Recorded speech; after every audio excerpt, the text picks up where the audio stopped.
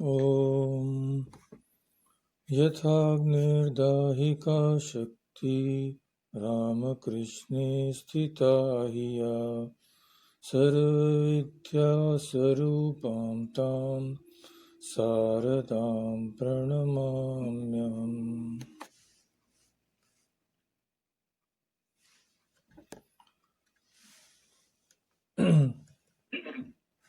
Welcome everybody.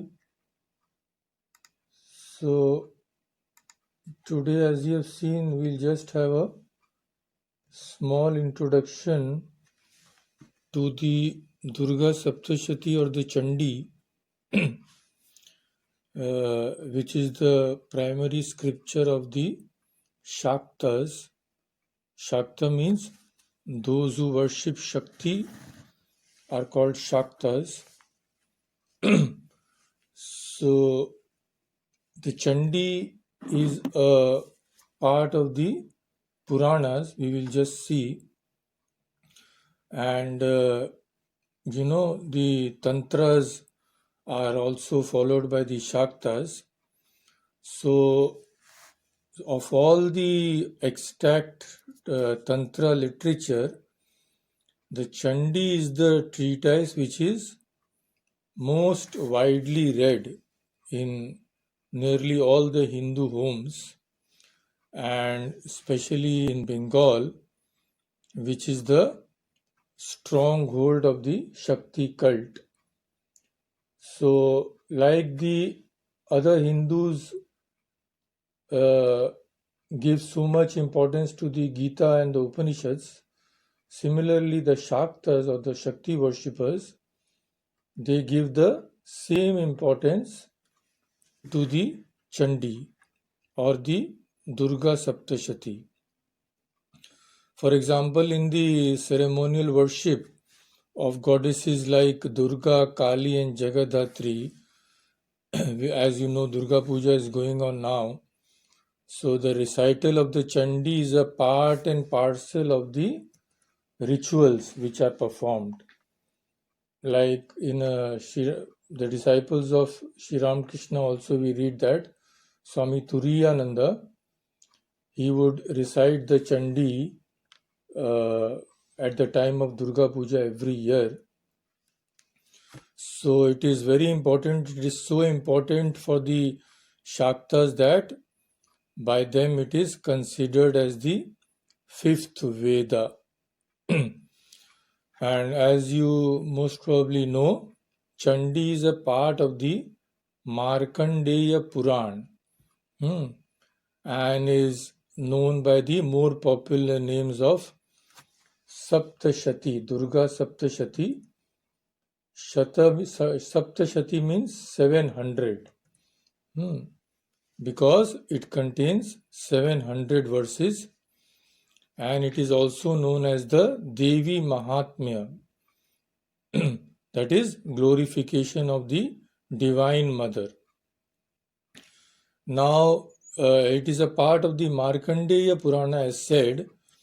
So, Markandeya was a great sage of austere penance, and he is supposed to have verbally composed the entire Chandi in response to a prayer by Jaimini. Jaimini is a mythological figure. He is supposed to be the disciple of the great Vyasadeva himself. Vyasadeva, who is supposed to have written the Mahabharata, Bhagavata and many other scriptures, who has divided the Vedas also into the 4 portions. So Jaimini was the disciple of this great Vyasa, and he is supposed to have requested the great sage Markandeya, who then composed the entire Devi Mahatmyam or the Chandi. So in this scripture, we see the 3 different aspects of the Devi. It has 13 chapters in which there are 3 aspects divided on the basis of the 3 gunas. So first is Mahakali, which is supposed to be the tamasic aspect. Then comes Lakshmi, which is the rajasic aspect. And last of all, Mahasaraswati, or the sattvika aspect. So before these names, you see that Maha has been added. Mahasaraswati, Mahakali, Mahalakshmi. Why? Because this is to differentiate between, last time as we had discussed, God and lowercase God. Like when we write God with a capital G, it denotes the ultimate reality or the Ishvara. And when we write with a lowercase g, it denotes the smaller gods. So this Mahashakti, Mahakali, Mahasaraswati, what does it mean? It means that this is the primordial power, the ultimate reality, which is denoted by either Kali or Lakshmi or Saraswati. It is the same reality. So these three charitras or characters of the Devi are mentioned in the Chandi, which correspond to her Sattvika aspect, Rajasika aspect, and Tamasika aspect. It is the same reality, mind you. Same reality seen from three viewpoints according to the preponderance of the particular guna. It is the same Shakti which is called the Brahma Shakti or the primal cosmic energy. So now you see the same power is responsible for the Srishti, Sthiti and Pralaya, for the creation of the universe, for the maintenance of the universe, and for the destruction of the universe. It is the same power which does that. Only the manifestations of that power differ. So these three manifestations of creation, preservation, and destruction are symbolically represented in the three charitras of the Devi or the goddess. That is the Mahakali, Mahalakshmi, and the Mahasaraswati. That is the meaning. So now man, what does it denote in our personal life? What is the link between the three charitras of the Devi and our lives? See, what is the thing is that man, a human being, every human being, in order to reach the divine, in order to realize his divine nature, has to struggle against his own lower nature for a long, long time. Now, this lower nature is made up of three gunas. As you have read in the Gospel of Sri Ramakrishna says that these three gunas are like ropes which bind a person. So all three of them bind a person. So if one has to become free, he has to become free of all the three gunas. So first a man has to fight against his lowest nature, animal nature, which is called the tamasika nature. Then better than that is the rajasika nature, and then finally he also has to conquer his sattvika nature, because even sattva guna cannot be present in the ultimate reality. Sattva guna can take us to that reality, but it cannot be present in the reality. For knowing our real nature, in that supreme experience, there is no guna at all. So when all these three gunas which bind us, these shackles, they have been torn asunder, they are denoted by dharma, artha and kama. The lowest is kama, then come artha, then dharma. All this comes under Purushartha, which we'll have to discuss separately. It is a big topic. So this dharma, artha and kama denote the sattvika, rajasika and tamasic gunas. So when clinging or attachment to all these are rooted out from the mind by means of vairagya or dispassion, it is then only that the supreme truth is revealed to us. That is the meaning of the three characters or charitras of the Divine Mother in the Chandi. Now, let us first deal with the Prathama Charitra or the first character. This is the shortest one. It is complete in the first chapter itself. After this comes the second Charitra, which takes 3 chapters, and then comes Uttama Charitra. So the story of the Chandi, which is narrated in the Chandi, is as follows. See, in the cycle of the second Manu, now Manu also needs a little explanation. See, in the time cycle in Sanskrit is measured in Manvantaras. Manvantaras means period or age of a Manu.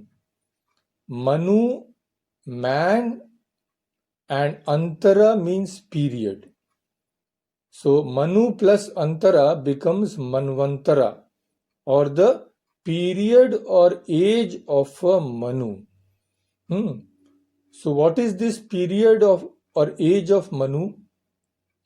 As we had discussed in the talk on the Vedas, the creation of the universe goes in cycles, and one creation is considered to be of one kalpa. So one kalpa consists of 14 manvantaras, or the period or age of Manus. So in each manvantara, one Manu is said to rule the universe. So the events mentioned in the Chandi are supposed to have happened in the cycle of the second Manu. So the name of the Manu was Swaruchisha. The name of the first Manu is called Swayambhu. Then comes Swarochisha Manu. Then comes Uttama Manu. Like that, 14 Manus are there. So the events mentioned in the Chandi are supposed to have taken place under the rule of the second Manu, which is Swaruchisha. So in that time, there was a king on earth named Suratha. Suratha was the name of the king. Now, his country was once invaded by an alien king who conspired in cooperation with his own state officials to dethrone Suratha. So Suratha lost his crown because of treachery.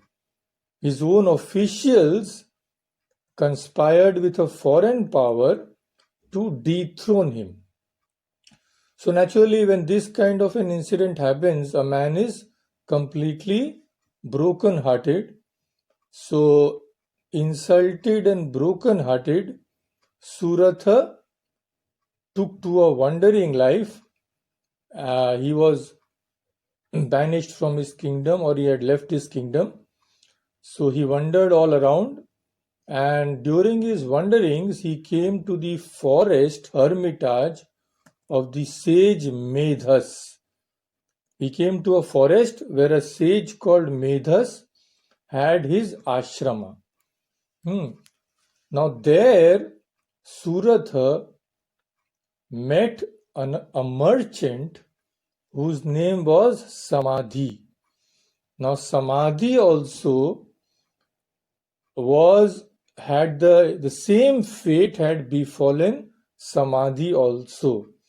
he was also compelled to embrace this wandering life because what the courtiers of Suratha had done to him, the relatives of Samadhi did to him. So, like Suratha was banished from his kingdom by the treachery of his own courtiers, Samadhi had to leave his home and hearth because of the treachery of his wicked and greedy relatives. So both were in the same condition, both were completely downcast and depressed. And in that state, they approached the sage. See, that is what happens usually. When everything is good, when everything is working properly, man doesn't feel the need of any God or any scriptures or anything. He thinks, I have no need, I'm comfortable, I have so much money, this, that, I have so many friends, relatives, and all that. But one day, when all these go away, then only man realizes that actually he had nothing.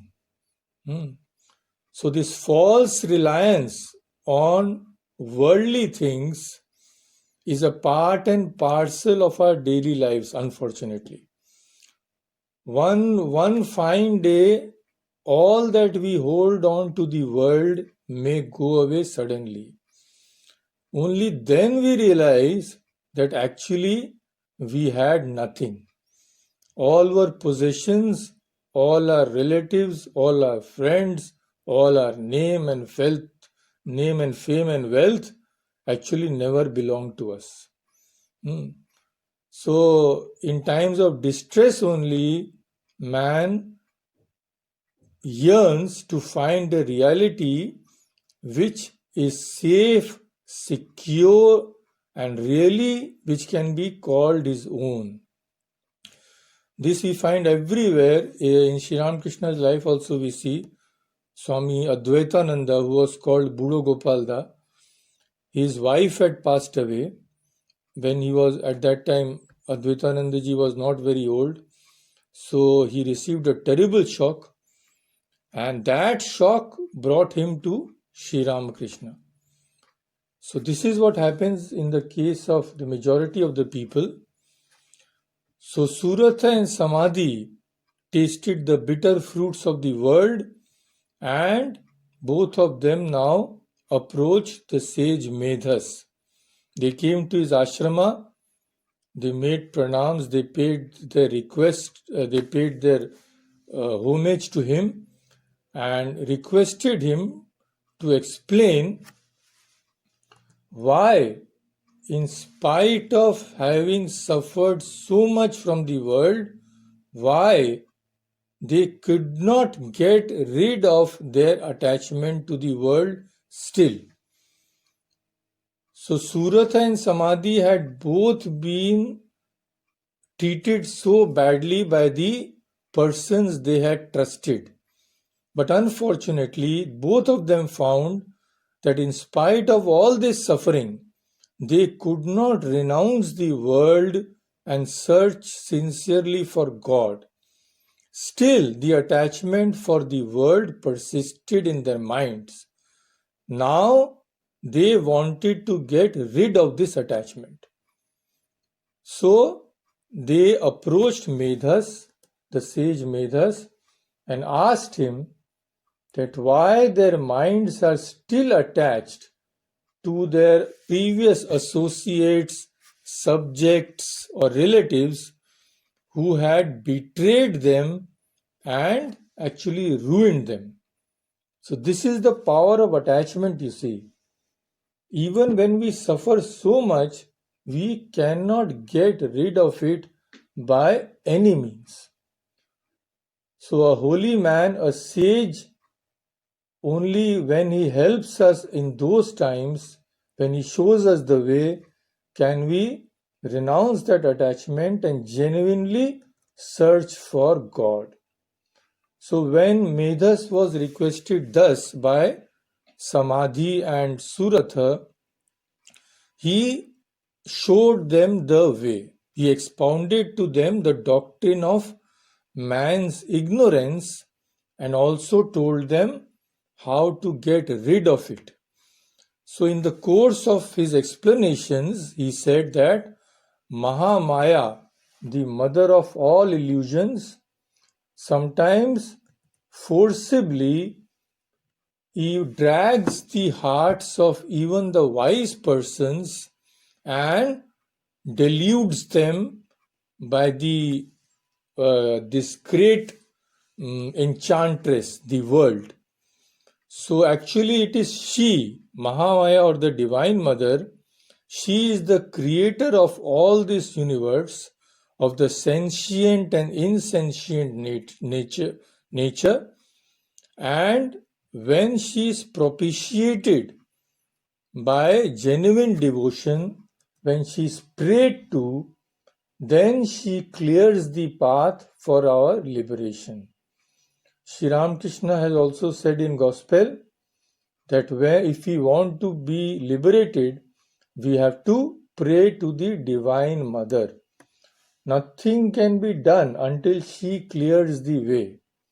And giving the example, Sri Ramakrishna says that when Sri Ramachandra had been exiled to the forest, they were walking in the forest. First was Sri Ramachandra, behind him was Sita Devi, and behind them was Lakshmana. So Lakshmana could not see Rama. Why?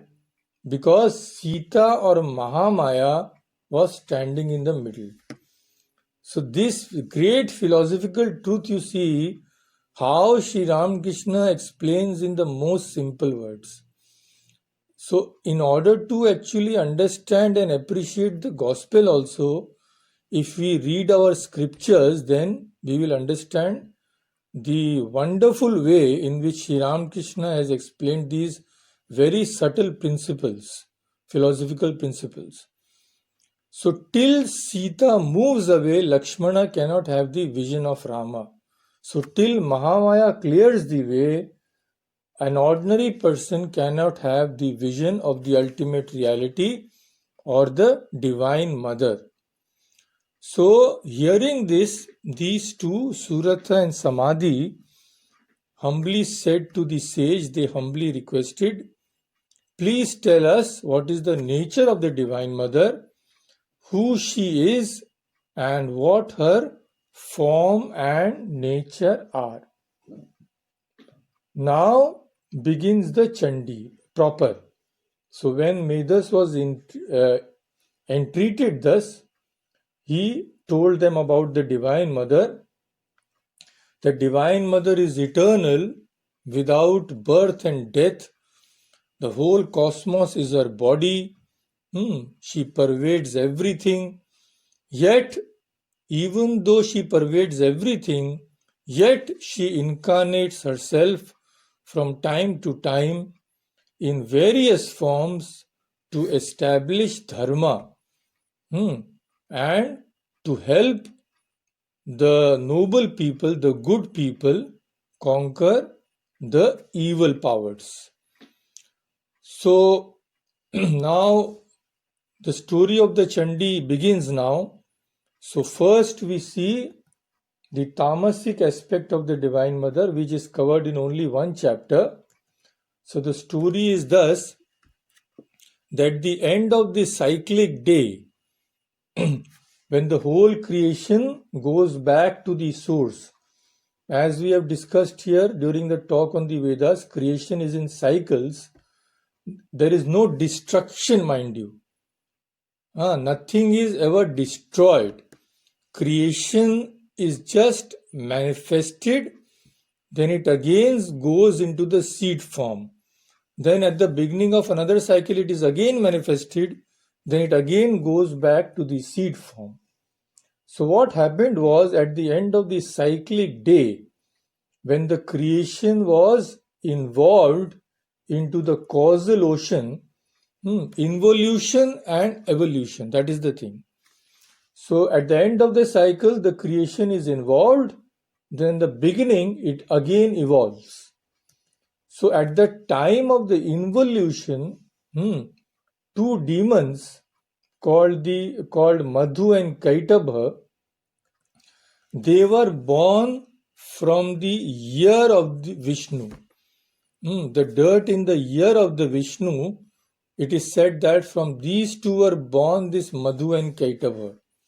So it shows that all the evil also in the universe actually comes from the same reality. So this Madhu and Kaitabha were born from the ear of Lord Vishnu when Vishnu was sleeping. Sleeping means when creation was in an involved state. It was not evolved. It was night time for the gods. So Vishnu was sleeping. At that time, these fellows, they came out to create trouble. Madhu and Kaitabha.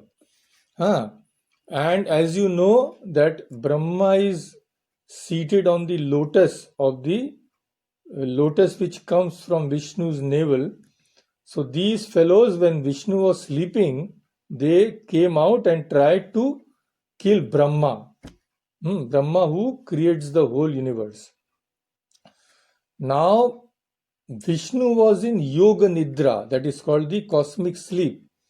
So he could not do anything about this Madhu and Kaitabha. He was sleeping at that time. So what to do? First, Vishnu has to be woken up. So Brahma, in order to rouse Vishnu from this sleep, cosmic sleep, what did he do? He besought the help of the goddess of sleep abiding in the divine eyes of Vishnu. It is said that the goddess of sleep was there in Vishnu's eye.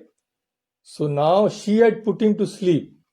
Only that goddess could awaken Vishnu at this untimely hour. It was not time actually for the Vishnu to wake up. So what did Brahma do? Brahma now prayed to that goddess. That goddess is Mahakali, that is the terrible goddess in whom tamas is predominant. So Brahma now prayed to that goddess. How did he pray? It's a beautiful prayer. The first prayer of the Chandi.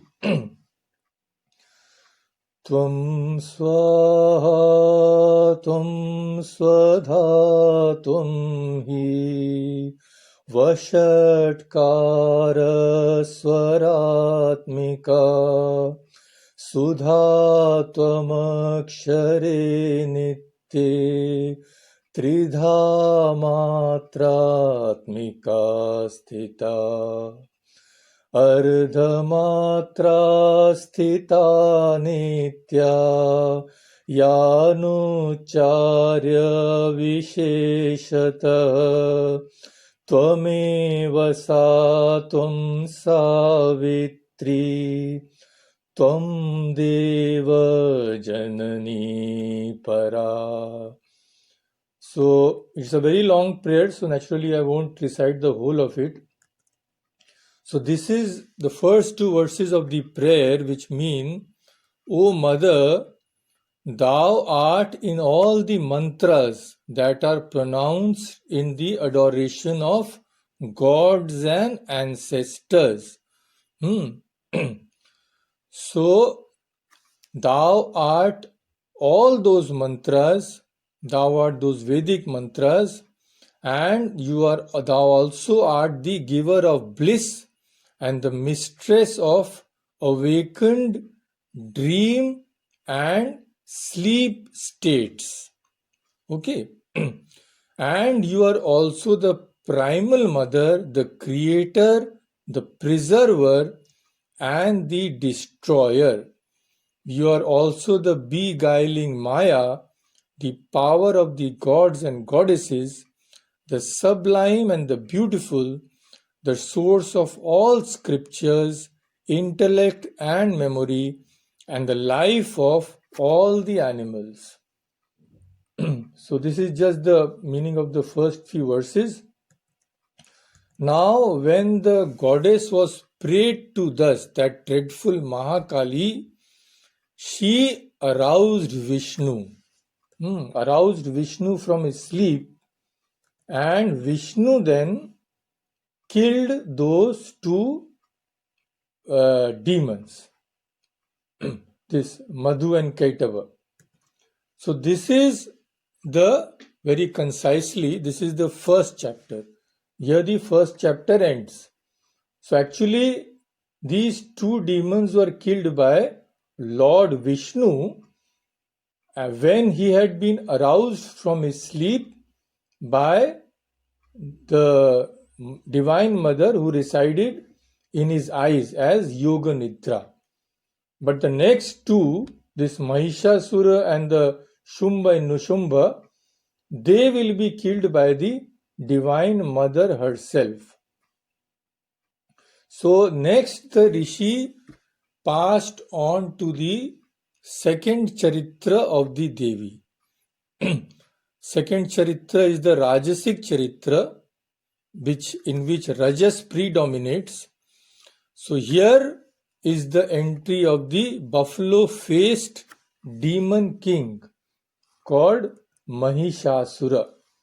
This Mahishasura we see in all the images of Durga, that Durga is killing Mahishasura with her this Trishul. So what happened was, when this buffalo-faced demon Mahishasura conquered the gods and established his rule in heaven, the vanquished gods, poor fellows, they were driven out of their heaven and all. They had nowhere to go maybe. So these gods again came to Brahma for help, and Brahma was their leader, so he led them. They all proceeded to Vishnu and Shiva for consultation as to what to do. That the demons are creating havoc. Now what to do? Please help us. So when Vishnu and Shiva heard from them what had happened, how the demons under the great king Mahishasura had defeated the gods, these two got extremely angry, Vishnu and Shiva. They got extremely enraged, and it is said that the fire of their anger, the fire of their wrath, radiated like flashes of lightning. Just imagine, flashes of lightning were coming because these two gods had become so angry. And then these flashes of light, they took a divine form, and that form was of the Devi. This is what happened. So the energy of all these gods, even Vishnu and Shiva and all the other gods also, the energy of each of them, it is said that it formed a particular limb of the Divine Mother's body. The face of the Divine Mother was formed by that of Shiva, her hair by that of Yama, her hands by that of Vishnu, and legs by that of Brahma, and so on. And the gods also gave the Devi all their divine weapons. Now, last time one devotee was asking about these divine weapons. So I did not know about that then. Then after the class, Sumita Di told me that yes, each weapon has a particular significance. Each of the weapons stands for something. So after that, I found it on this here also. I found the details also, that each weapon has a special significance. Now we will see what is the significance of each weapon of the Divine Mother, which she holds in her 10 hands. So I'll just show you the image also. Of course, all of you know still. So if I share the screen, you can see the first weapon. So now you can see this axe of the Divine Mother. So what does the axe signify? The axe was received by the Divine Mother as an armor from Lord Vishwakarma. So axe signifies no fear of the consequences when fighting the demons. That is the significance. Now, next we come to the bow and arrow. Next weapon is bow and arrow. Let me show you the image. You all know this. So, this is the bow and arrow of the Divine Mother. What is the significance of the bow and arrow? These are supposed to be symbols of energy, and they were gifted to the Divine Mother by the gods Vayu and Surya. And next we come to the chakra. Chakra, or the you know about that, Sudarshan chakra, which is carried by Vishnu all the time. So this is the image of the chakra. Divine Mother also has this chakra. So what does this signify? Now it is revolving always, in Divine Mother's hands. It shows that chakra is the center of all this, that Durga, the Divine Mother, is the center of all creation, and all the universe revolves around her. So the chakra was given by Vishnu. Lord Vishnu gave her the chakra. And next we come to the conch. So conch, you all know, the shankha. We all the shankha is used in all ceremonies. We blow the shankha. So Divine Mother also had this shankha. This is the symbol of the primordial sound called Om, from which the entire creation emerged. The entire creation is supposed to have emerged from the sound Om. In the Bible, we also read, in the beginning was the Word. So this is the significance of the conch, and the conch was supposed to have been gifted to Durga by the god Varuna. Now we come to the next, this one, that is the lotus. The lotus which the Divine Mother holds in her hand, one of her hands. So what is the significance of the lotus? It stands for awakening of spiritual consciousness in a soul. This awakening, arousal of our spiritual consciousness is signified by the lotus, and it denotes that the Divine Mother will help her devotees to understand the transience of life and seek the eternal truth. So this was given to the Divine Mother by none other than Brahma. So next is the Gada. Gada, or the mace. The Gada was the primary weapon of Bhimsena of the Pandavas. So this Gada you can see in the right hand of the Divine Mother. So what is the significance of this mace? It enjoins humans to exhibit loyalty, love and devotion for the Divine Mother. That is supposed to be the significance of this. Next we come to the sword or khadga. Here you can see in the image, there is a very big sword. in the hand of the Divine Mother. So, what does this sword signify? The sword is so sharp, you see. So, what it signifies is the sharpness of intellect. How sharp our intellect should be, like this sword, so that we have a very strong sense of discrimination, because only that discrimination will help us to get rid of our attachment to the world. That is the significance of the sword. Now comes this Vajra. Vajra, you can see this photo. There is a story behind this Vajra also in the Puranas. You may know that this Vajra belonged to Indra, and the demon Vritrasur was so powerful that he could be killed only by this Vajra or the thunderbolt.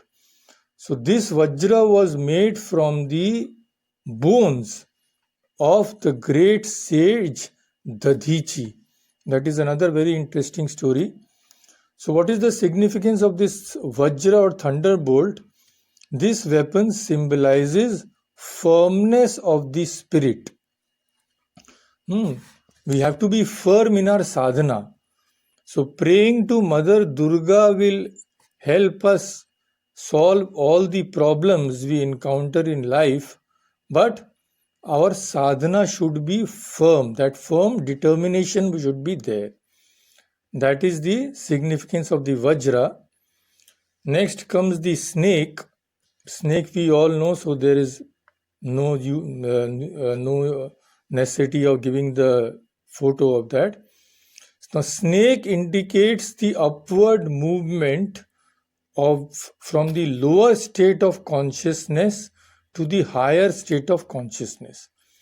It is said that when the Kundalini or the serpent power is awakened, it travels like a snake till it reaches the Sahasrar from the Mooladhar.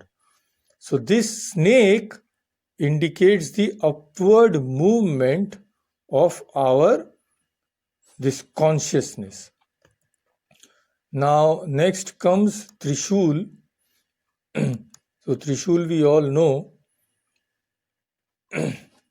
This is the image of Trishul. See, the Mahishasur is being killed by the Divine Mother with this Trishul. So what does this Trishul signify? You see now, Trishul has this 3 sharp edges, as we know. 3 sharp edges. So this signifies that humans are composed of these 3 gunas or qualities, namely Rajas, Tamas and Sattva. So as this Trishul pierces anything to death, the compassion of the Divine Mother also confers the necessary wisdom on us, which is paramount to conquering the 3 gunas or the 3 qualities. So this is the significance of the 10 weapons of the Divine Mother. But mind you, these are, many other also things are mentioned as the significance. It is not that these are hard and fast. I don't think these are mentioned in any particular spiritual scripture. But these have been imagined by the devotee, that what they may stand for. That is the thing. So now the gods gave all their powers to the second charitra or the second character of the Divine Mother, called the Mahalakshmi, in whom Rajas was predominant. So with that power, now Mahalakshmi challenged the demons, who, as we know, were headed by Mahishasura. So she challenged them, and there was a terrible battle all the demons were eventually killed, all were eventually slaughtered by the sharp weapons of the Devi, and she pressed Mahishasura under her legs and thrust the Trishul and inside this Mahishasura's body. So the gods, after Mahishasura was killed, the gods regained their paradise or heaven and paid homage to the Divine Mother again. So another very beautiful prayer of the Chandi. Again, I will just recite the first two verses in Sanskrit, then we will see the English. So that is, it begins in this way. Devyaya tatamidam jagadatma shaktya nishesha deva gana shakti samuha murtya tamambikamakhiladeva maharshi pudyam bhaktyaanatasma vidadhatu shubhani sana yasya prabhavamatulam bhagavanananto brahmaharascha nahi vaktu malam balam cha sa chandika khila jagat paripalanaya Nashaya cha shubhavayasya matim karotu. So, Almighty Mother, we bow down to Thee who pervades the whole universe. Devya Yaya, by whom Tatam Idam, Tatam means pervaded. The whole universe is pervaded with her immutable power. Thou art fortune in the place of the wealthy and misfortune in the cottage of the poor. Thou art Shraddha and faith in the heart of truth seekers and love and devotion in the heart of the pious. Thou art beyond mind and words. How can we sing thy glories? From thee this entire creation has sprung up. In thee it rests, and into thee it returns after dissolution. The whole creation emanates from the Devi, and it rests also in the Devi, in the goddess, in the ultimate reality, and then it merges back into her. So, praising her thus, the gods worshipped the Divine Mother with flowers and garlands and sandal paste and other things. And pleased with the adoration of the gods, the Devi promised them that whenever they were in danger, she would come to their rescue, just even if they just thought of her. That was the boon which the Devi gave to the gods, that just think of me and I will come. That is the thing. So after this is the last or the best Charitra, the Mahasaraswati, but today we don't have time to complete that, so I think we can end here today. But before ending, we can just have a song, because it is the time of the Durga Puja, and Durga Puja means worship and prayer to the Divine Mother. So there are many beautiful songs. I will say today present a new song before you. As I have told you that when I was in Calcutta, there was a lady by name of Chabi. There was no, she's still alive, she's still there, she's still writing. So Chobi Rai, whom we call Chobi Di, so she has written very beautiful songs, and one of them I will like to present to you. So this song symbolizes the unity of Durga, the Divine Mother, and Sarada Devi. Sarada Devi, whom all of you know very well. So this is a beautiful song which I hope you will like.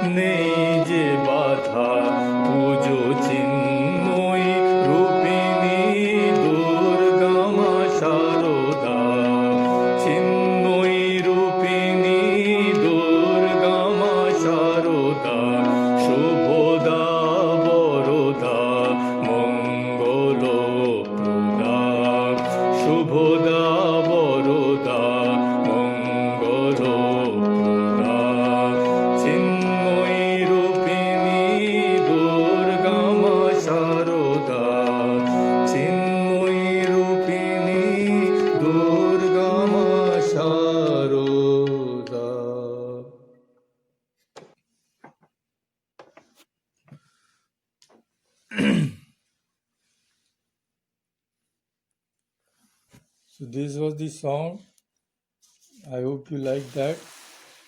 Swami Vivekananda used to call Mother, Holy Mother, Sarada Devi as the Jain to Durga, living Durga. We worship Durga in images, but here Durga herself had actually come and incarnated in the form of the Divine Mother. So, blessed were they who saw her, received her grace, and thrice blessed was their lives. So, let us pray that we can also get her grace someday or the other. So, now, as usual, of course, we should first end with the mantra. Om Shanti Shanti Shanti Hari Om Tat Sat Shri Ram Krishna Arpanamastu.